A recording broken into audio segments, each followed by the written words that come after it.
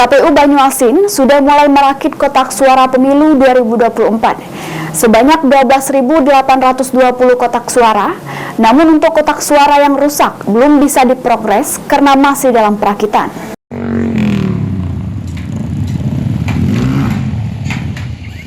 Komisi Pemilihan Umum KPU Kabupaten Banyuasin merakit sebanyak 12.820 kotak suara pemilihan umum pemilu tahun 2024. Perakitan kotak suara tersebut dilakukan di gudang KPU Banyuasin di Jalintim Kecamatan Banyuasin 3, Kabupaten Banyuasin.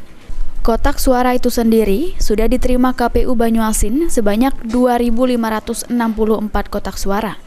Sesuai dengan jumlah TPS yang ada di Kabupaten Banyuasin, masing-masing TPS yang akan mendapatkan 5 kotak suara.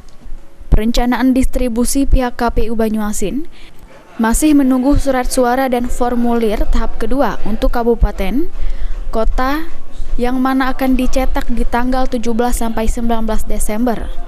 Namun untuk ATK sudah didapati dan sudah diset oleh pihak KPU.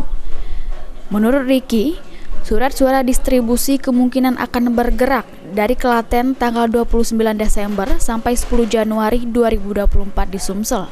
Namun untuk di Kabupaten Banyuasin sendiri belum tahu. Pihak KPU Banyuasin akan berkoordinasi dengan pihak KPU Provinsi terkait hal tersebut.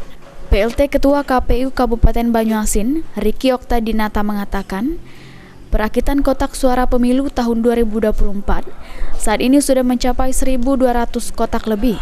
Untuk kotak suara yang dikategorikan rusak, belum bisa diprogres karena masih dalam perakitan. Apabila sudah rampung semua, baru bisa diketahui ada berapa kotak suara yang rusak. Telah menerima kebutuhan kotak suara sesuai dengan kebutuhan yang kita miliki. Kebutuhan kotak suara kita itu 5 dikali jumlah TPS. Jumlah TPS itu 2.564. Jadi total kotak suara itu 12.820. Per TPS ada 5 kotak. Nah, ini dalam proses perakitan. Perakitan ini sampai hari ini saya dapat laporan bahwa sudah sampai dengan angka 1.200 kotak.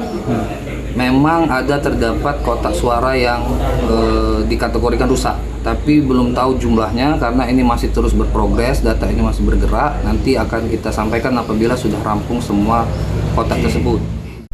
Namun untuk distribusi kecamatan, KPU Banyuasin menargetkan di bulan Februari dari tanggal 1 sampai 13.